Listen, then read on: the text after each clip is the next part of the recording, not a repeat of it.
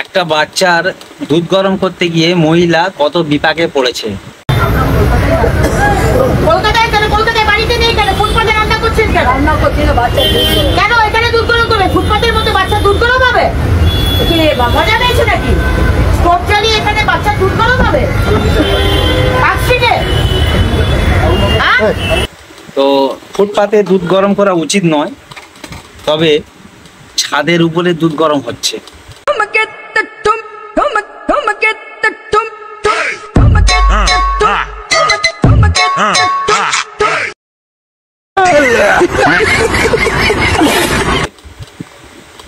রাস্তার দু সাইডে দুধ গরম হচ্ছে। क्या बात है सर, क्या बात है सर, क्या बात, ये बात है। सागरेर पाड़े दूध गरम होच्छे। कहते हैं संगम में स्नान करने से आत्मा के दुख। हमको मारो, हमको जिंदा मत छोड़ो सालो। हम कोई मंदिर का घंटा है कि कोई भी आके बजा जाता है। माटे दूध गरम होच्छे।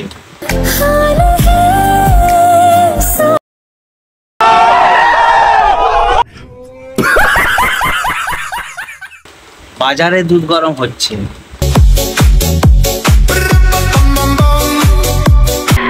আগুন জ্বলে রে, নিভাইবার মানুষ নাই।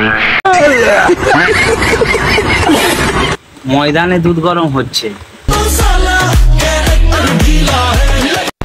শিল মাইরা দেবো। এমনকি রাস্তার উপরে কোমর দুলিয়ে দুলিয়ে দুধ গরম করছে।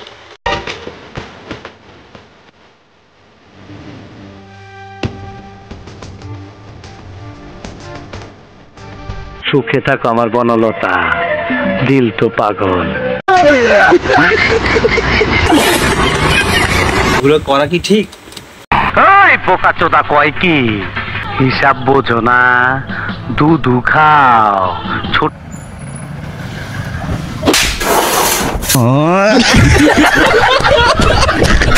দুধ গরম হবে না? কোথায় হবে না? রাস্তা তো স্বচ্ছ করছেন, ঠিক আছে, ফুটপাত স্বচ্ছ হচ্ছে, কিন্তু সাথে সাথে এই দুধ গরমগুলোও তো বন্ধ করতে হবে। এগুলো তো সমাজের ক্ষতি, তাই নাকি? যে মেয়েটি দুধ গরম করছিল, অগ্নিমিত্রা পাল, তাকে নিষেধ করেছে কঠোরভাবে। তো তার পাশে গিয়েছে আমাদের মুখ্যমন্ত্রী, প্রাক্তন মুখ্যমন্ত্রী। তো গিয়েছে, তার বাচ্চার লেখাপড়ার দায়িত্ব নিয়েছে, তার থাকা খাওয়ার দায়িত্ব নিয়েছে, ভালো কথা। তো আমাদের রাজ্যের বর্তমান মুখ্যমন্ত্রী শুভেন্দু অধিকারী, তিনিও গিয়েছেন।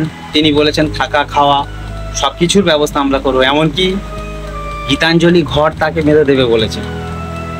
তো একটা লাঠির কারণে এতগুলো উপকার হয়েছে, মেয়েটার জীবন বদলে গেছে।